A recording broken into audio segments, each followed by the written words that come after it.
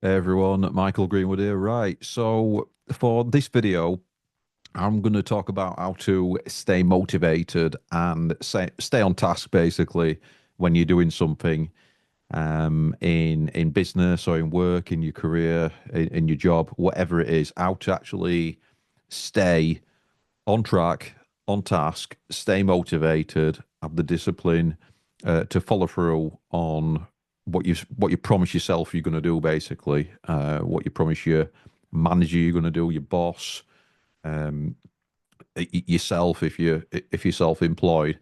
So self discipline to get things done, basically, and I'll stay motivated to stay on track and complete tasks rather than leaving them half finished. So I used to I used to be an absolute nightmare for starting something and then moving on to something else. It might be the ADHD brain or something like that, but I used to start one thing, it were half finished, and then start something else, and then start something else, and then at the end of the day, I'd started 10 different things and none of them were complete. So I had to kind of force myself, kind of direct my energy into becoming a finisher, a completer, somebody who gets stuff done consistently. Yeah. So, and I just wanted to make a video just teaching you how I did it. And this might be helpful to you. It might not. You may find a different way. There might be a better video out there with a different way that works for you. But this is what worked for me. So I hope you find it interesting or useful. Right. So the first thing, let's say, I'll give you an example. Let's say you're doing a project, and let's say you're, I don't know, building a website, or maybe you're an accountant, you're doing some year-end accounts or something like that for a client or something like that, and you know how long it's going to take because you've done it before. It's going to take X number of hours, but with good old Parkinson's law, the amount of time that you've got, you're going to make that. Uh, it, it's going to creep to the amount of time that you've got, so it's going to fill the amount of time. Even if it's too much time to get the task done, it's going to take that amount of time.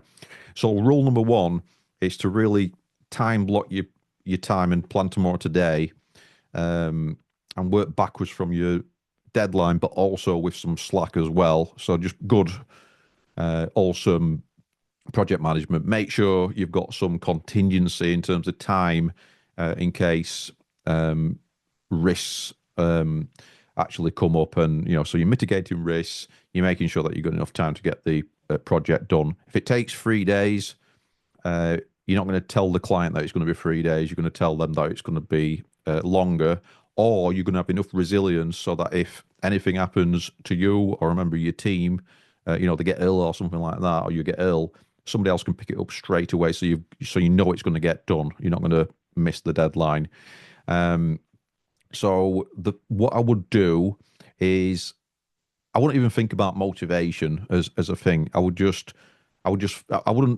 focus on trying to get myself psyched up to do something. I would just basically focus on action. So I would just basically make a start on it. That's the best way of doing anything, doing any task, and that gets you into it. And then eliminate all distractions. So in Atomic Habits, very famous, popular book. Um, one of the one of the takeaways that I got from that book was to have good environment design. So you don't have it's not a mess. You don't have clutter and things that you don't need in your working environment, and that really helps you to um, just take action, and take the right action as well, and not get distracted. So helps you to not get as tired and things like that.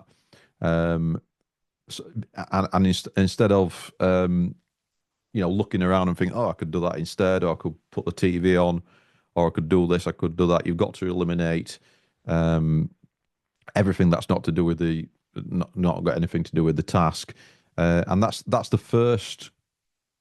That's the that I think that's the underpinning thing about staying on task and getting something done. Really, making sure that you're not getting distracted with umpteen different things, really. Because you can have all the motivation in the world to get started on something, and then 5 minutes in, you get distracted because distractions are easy, So you've got something which is, uh, if it's not in the room, it's not going to be able to distract you. You can use kind of blocking software as well to stop you from seeing your feed on social media and all kinds of other kind of things. Like you can't see certain things on YouTube and comments and all that kind of thing. There's all kinds of blocking software you can get as well if you think you're going to get distracted by those kind of things. Um, just another part of that as well. So if I would take a time, I would take an audit of what's actually happening. So some reflective practice of when you're working as well. So if you've got 2 hours, if you think a task's going to take 2 hours, and you know a task's going to take 2 hours because you've done it before, and it's taking you 3 hours, you know that you've not been working intensively doing deep work for that 2 hours. So there's been an hour of either procrastination, which usually involves doing something else other than the task. So it might be, I don't know, going on social media when you're meant to be in Microsoft Word or in Google Docs working or whatever. So it should take 2 hours, is what I'm saying. The task should take 2 hours. So this is where your time blocking comes in. So let's say you're doing the 2 hour task between 9 a.m. and 11 a.m. You've got to do some reflective practice at the end of that day. Did that happen? Did you get that 2 hours work done? Was the job done at the end of it? So, and that's pretty much key. Um, so dedicating a specific time slot for the work, and also once you've done it, celebrating the small achievements as well. So look, if you've successfully done a 90-minute or 2 hour block, whatever your work blocks are, mine are 90 minutes. Unless it's a task that does need a couple of hours, but a lot of things can be done in 90 minutes, and then it will be another 90-minute block. I will usually do something else like read a few pages of a book or something like that I'm reading. I'll tend not to try to put TV on or anything like that because that can really, take up your time. You can get into things, and the dopamine and stuff like that. I tend to find that picking up a book though is pretty much like meditation. So you can reward yourself with something where being kind to yourself and all that kind of thing. And that those small achievements and celebrating those small achievements helps you to build momentum. And these are kind of micro wins basically. So you're breaking down a big task into it's basically how do you eat an elephant a spoonful at a time. So you break it down into little tasks as well. So if something is going to take 3 hours, you can do two 90-minute work blocks or a 2 hour and a 1 hour, depending on how your work blocks are planned. Like I said, mine are usually 90 minutes a lot of the time. You're breaking the big task into smaller tasks, and that can provide you with gratification that you've got it done as well. So you've got that done, it's ticked off, right? I've done that, brilliant. So if you've got a big task to do and you can break it down into 4 or 5 subtasks, and then you can tick one off, when you've ticked a couple off, you've got 5, ticked a couple off, you're 40% of the way through completing the task. So splitting tasks into subtasks is good as well, and it's good management as well. It's good because there might be discrete different subtasks which all make up the the task itself. And then tracking those micro wins can help you to maintain your enthusiasm, and your motivation and your progress.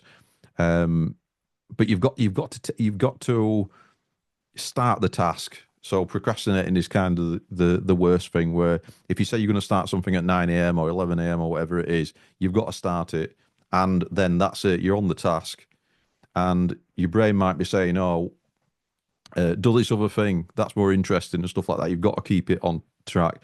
So if you do find yourself drifting or starting to kind of do something else instead of the task that you've said you were going to do in your time block in your diary, what I usually say is get back to work, Michael, and then gets me back on track. So you've got to be mindful of that. You've got to be Very self-aware as well. So get that muscle going, that self-awareness muscle in your brain going. So you're aware that when you're drifting off and you're starting to do something else.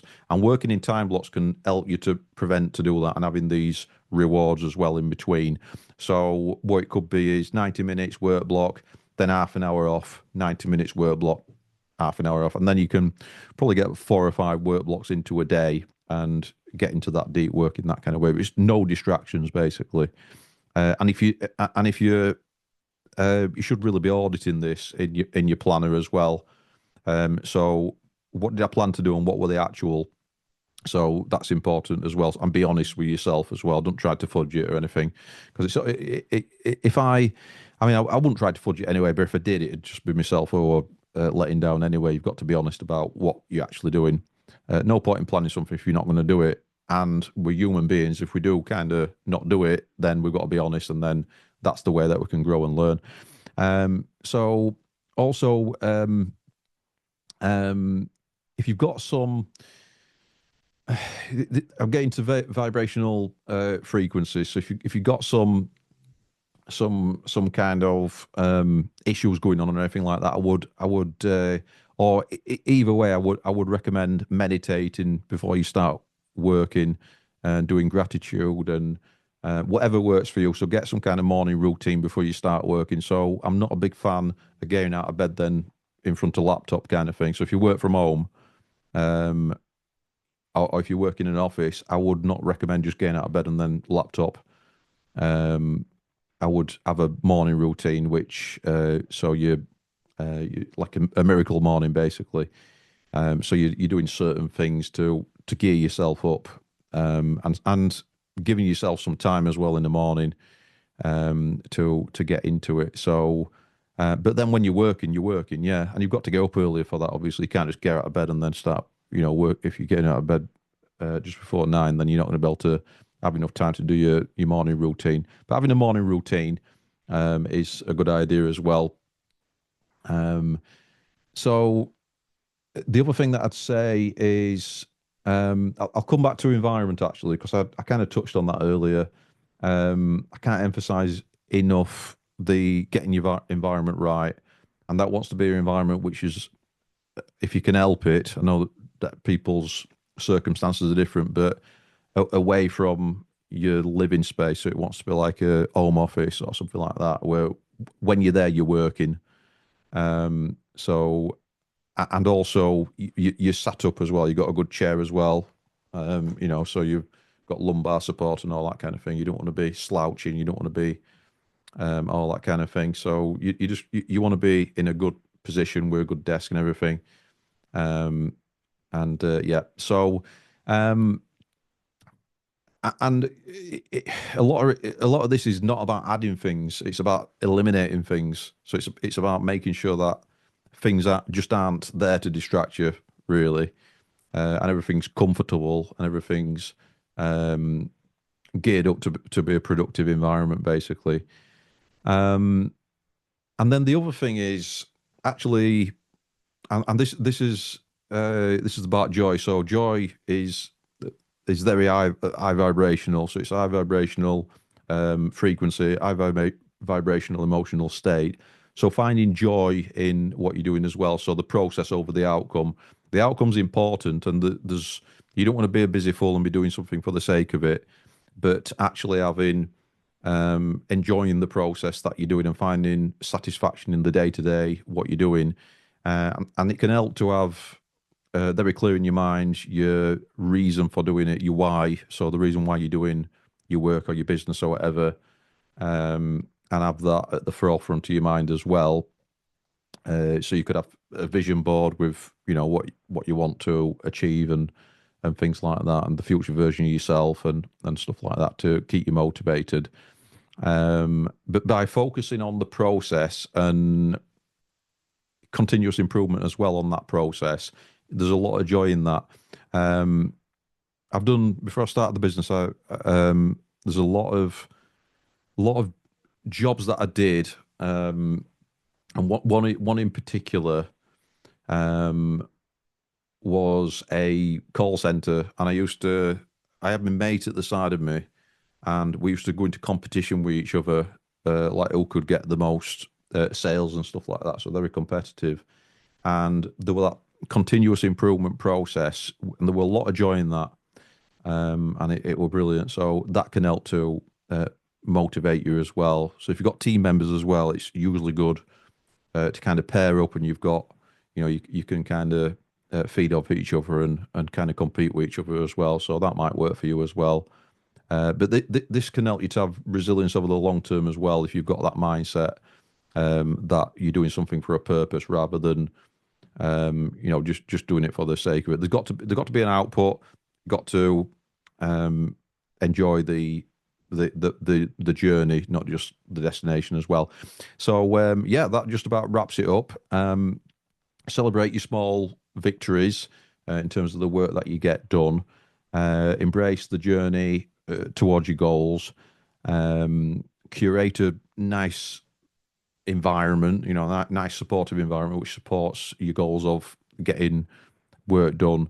And yeah, just taking consistent action every day that you're working, basically. So consistent action, and do what you promise yourself. So have self-discipline, discipline, the ability to give yourself a command and follow through on it, and you'll be absolutely fine with that. It's impossible to not put inputs in, and it's impossible to put inputs in and not get outputs, basically. As long as you're not being a busy fool, and you're doing the I'm not even going to say the right work. If you're doing the wrong work, and then you figure out that you're doing the wrong work, you'll start to do the right work. So I don't want you kind of over analyzing this in terms of that, but you've got to. It's actually doing the work. In doing the work, you kind of figure it out, don't you? So yeah, if you enjoyed this video, like, comment, subscribe, and share, and I'll see you next time.